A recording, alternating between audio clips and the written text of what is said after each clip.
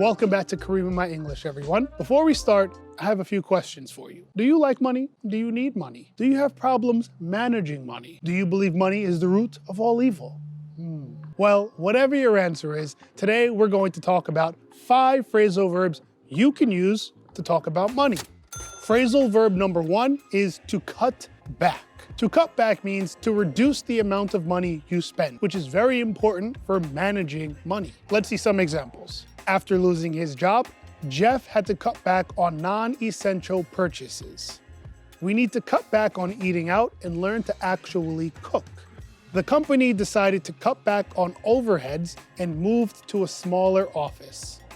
Our next phrasal verb is something that many of us have trouble doing, and that is to save up. Now, if you're wondering if there's a difference between save and save up, the answer is yes. Save means to accumulate money over time, not spend it. However, save up means to accumulate money over time for a specific purpose. That purpose could be to maybe buy a car, maybe buy a house, maybe pay for your education. You would save up in order to do that. So let's see some examples. I'm working to save up enough money to travel around the world for a year. The couple is saving up for a down payment on a house. My son saved up for months to buy a PlayStation 5.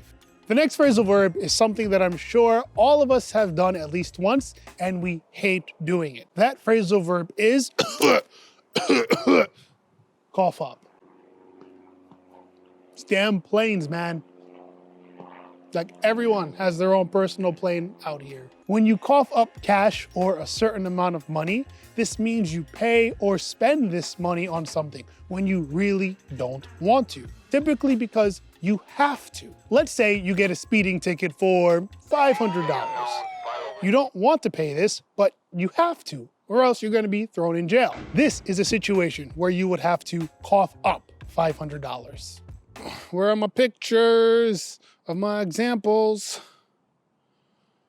Nope. Yep. Let's see some examples. He had to cough up a hefty fine for parking in the wrong spot. The company had to cough up a lot of cash to settle the lawsuit. Lucy finally coughed up the money she owed for rent. If you're a person who likes to spend a lot of money, this next phrasal verb is for you. To splash out on. To splash out on something means to spend a large amount of money on things that are extravagant, fancy, luxurious. These planes. One of these days, I'm gonna splash out on a private jet like that. If you won the lottery, what would you splash out on? Leave a comment below. Okay, now that there are no more planes flying around, let's see some examples. My parents decided to splash out on a fancy dinner for their anniversary. She splashed out on a designer handbag she wanted for months.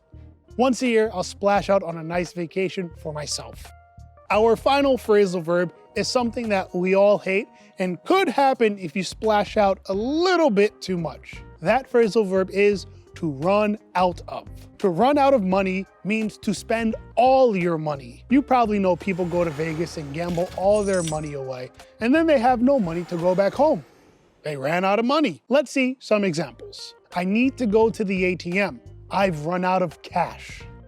They ran out of money on their first night in Vegas.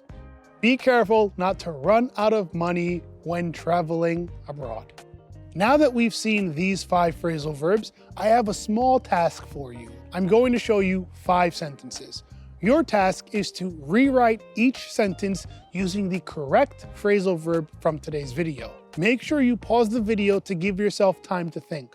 When you're ready, unpause and check your answers.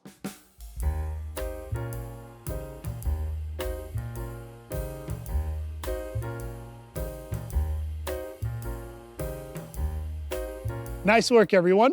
You now have 5 more phrasal verbs you can use in everyday conversation when you want to talk about money. If you enjoyed this video, show me a little bit of love and hit that like button. And if you want more English, be sure to hit that subscribe button because we upload videos every Friday to help you improve your English. And in a situation where you want more English, You can follow me on Instagram, TikTok, and Facebook at Kareem in My English, where I upload daily videos. Again, thanks a lot everyone for watching. I really appreciate you being here. Keep working hard, and I'll see you next Friday.